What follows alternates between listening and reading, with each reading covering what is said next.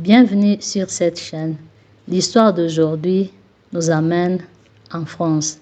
C'est une histoire incroyable d'une jeune adolescente de 12 ans. Le 29 juin 2009, Baya a 12 ans lorsqu'elle quitte avec sa mère l'aéroport parisien de Roissy pour assister au mariage de son grand-père aux Comores. Après une première escale à Marseille, les passagers changent d'avion à Sanaa au Yémen. Ce deuxième appareil est un Airbus A310 de la compagnie aérienne Yemenia Airways. Les vols se déroulent dans le calme. C'est la nuit à 1h55 du matin, alors qu'il entame sa procédure d'atterrissage à l'approche de Moroni, la capitale des Comores, que Baya Bakari dit avoir ressenti des turbulences et trouve cela étrange, tandis que les autres passagers, n'ont pas réagi.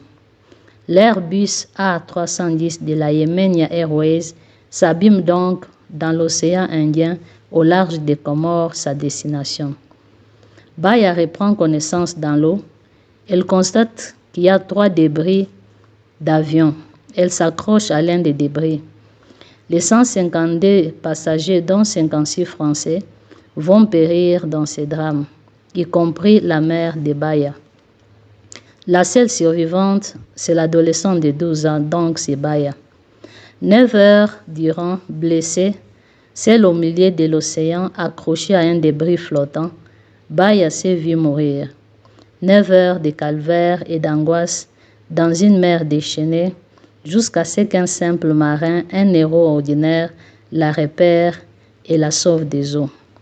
Baya est alors acheminée à l'hôpital de Moroni.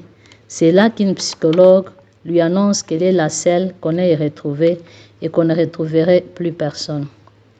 Elle est rapatriée en France à bord d'un jet privé gouvernemental, le Falcon 900, escortée par le ministre français de la coopération Alain Johandé. Arrivée à l'aéroport du Bourget, elle retrouve son père Kassim Bakari et le reste de sa famille. De retour en France le 2 juillet, elle est hospitalisée une vingtaine de jours pour soigner les fractures au niveau de l'œil gauche, à la clavicule, au bassin, des brûlures aux pieds et un pneumothorax.